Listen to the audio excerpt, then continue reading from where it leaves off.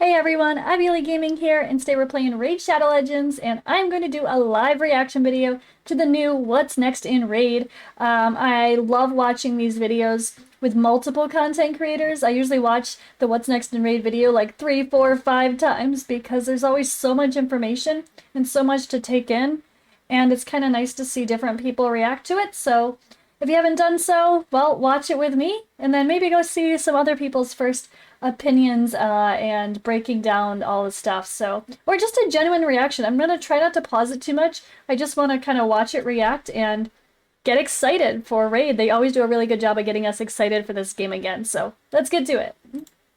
Hey everyone, just like we promised, our What's Next in Raid series is back on track. It's been a long wait, but don't worry, we're sure you're going to love what's in store.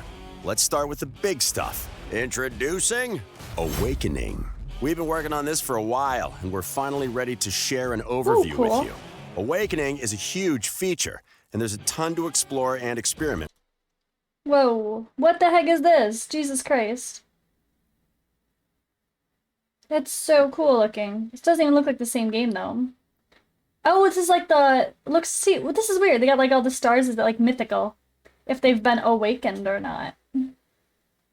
Interesting. Think of it like we took the best parts of Masteries and Ascension, then mashed them together for some tasty Raid goodness. Ooh, they have cool animations. In a minute, but first let me tell you. Use Immortal Soul Stones to get Eternal Soul Coins. Mortal Soul Stone, Immortal, and Eternal. It's almost like forging gear, but we're forging... Well, I guess we'll see. Why you should care. Awakening your champions lets them align to a divinity of your choosing to get blessings that... Taking a quick look to pause here. This is really cool. ...will help them in battle. These blessings are like super-powered passive skills that boost stats. Blessings. Let's look at this one. Partially fills this champion's turn meter whenever a debuff is placed, spread, or transferred onto them. Occurs once per turn. In different levels, fills the turn meter by 2%, adds HP, fills by 4%, adds more HP, crit damage, and then fills turn meter by 7%. This is really, really cool. Totally being able to completely change your character. A whole nother level of masteries. Wow, like they said, masteries meets skills. It's really interesting. I like it. Let's go.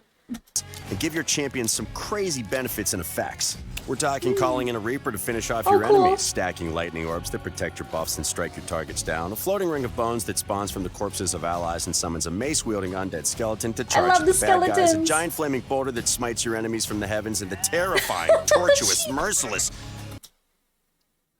What's happening?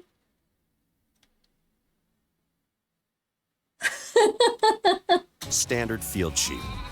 And breathe. As you can see, we've got a lot of new, unique mechanics here.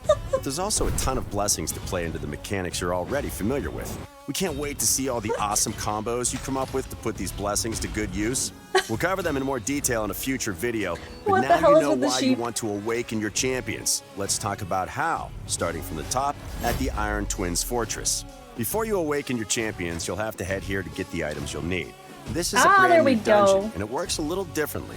It's divided up into affinities. Every day, the affinity will change, meaning the affinity of the boss inside it will change. There'll be 15 stages when the dungeon first goes live, but progress is individual and unique to each affinity.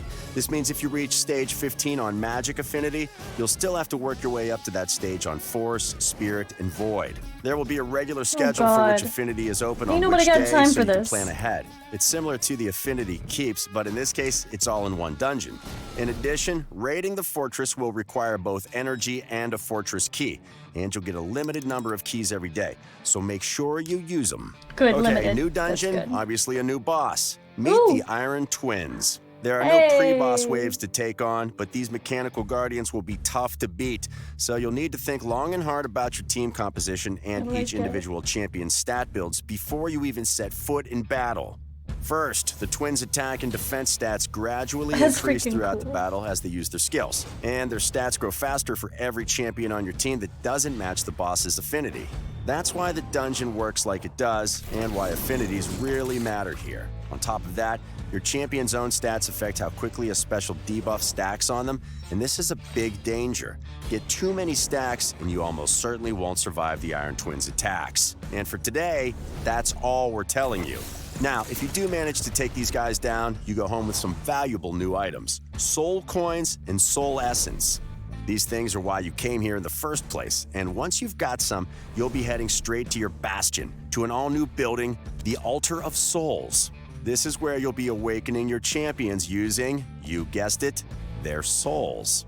To awaken any champion, you'll need their specific soul or parts of their soul split up into pieces. But it has to be theirs. You can't just use Death Knight's soul to awaken Turvold, for example. In fact, you can't awaken common or uncommon champions at all. Sorry, DK, maybe someday, if you can realize your potential. So, like champions and like Ascension, souls have different numbers of stars. This is their awakening level. Each champion can be awakened through 6 levels of awakening, and the only limitation is that they can't be awakened more times than they've been ascended. There are 2 types you can use: Perfect Souls and Split Souls.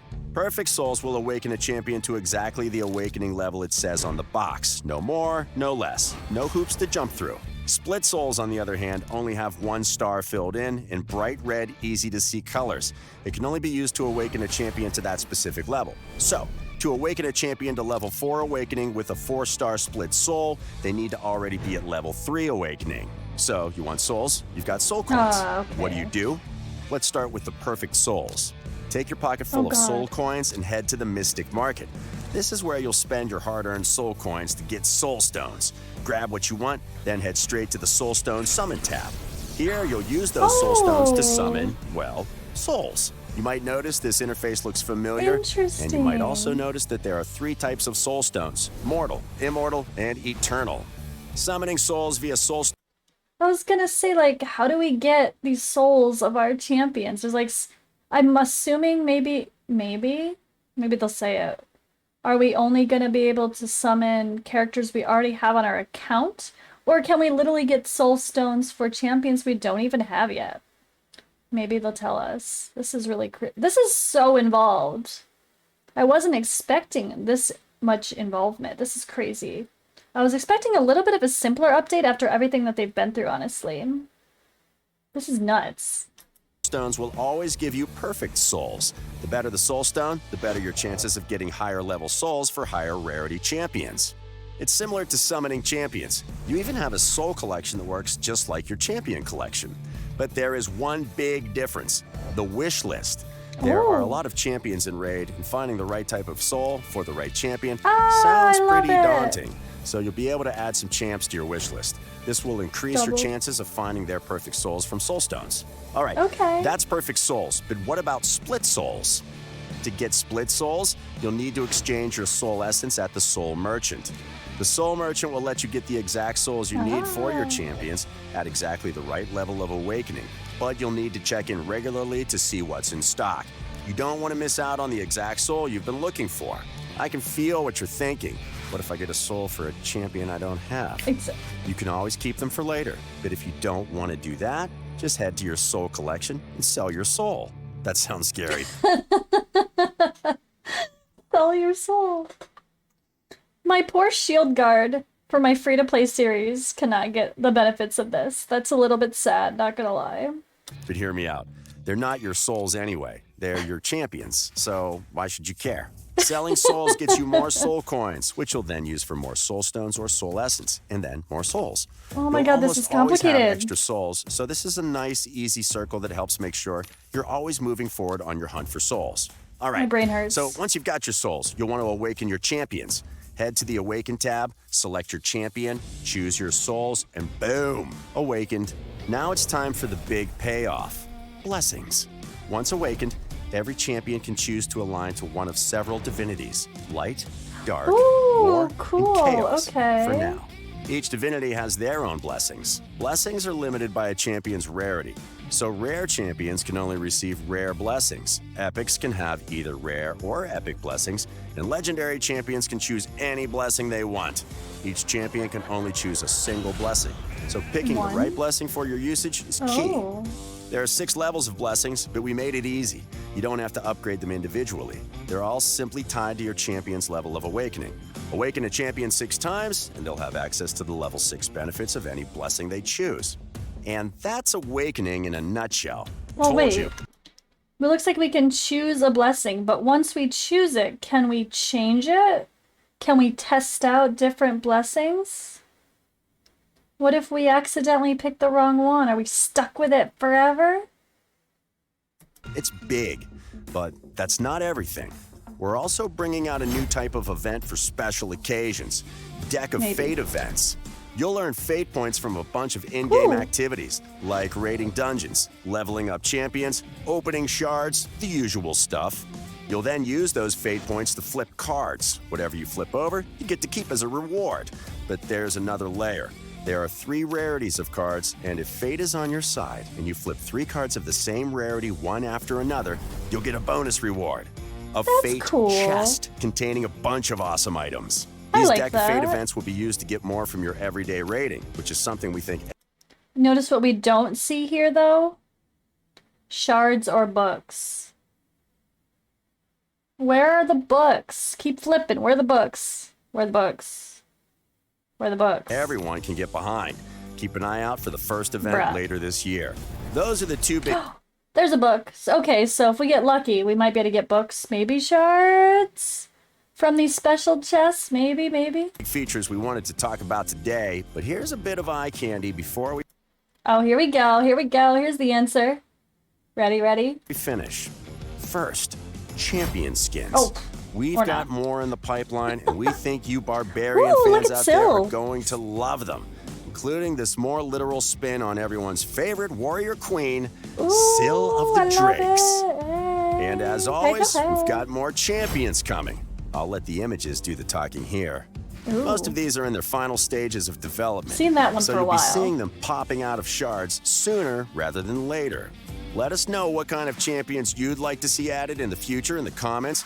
We've been listening to your feedback, and we will do Timon. justice Or to some Pumbaa. community favorites very soon. That's everything.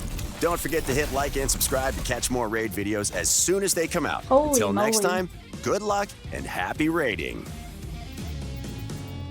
Death Knight!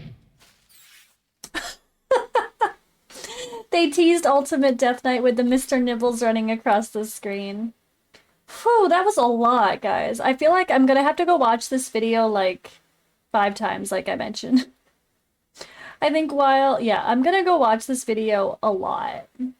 There's a lot to break down there. It seems quite complicated with the awakening and the blessings.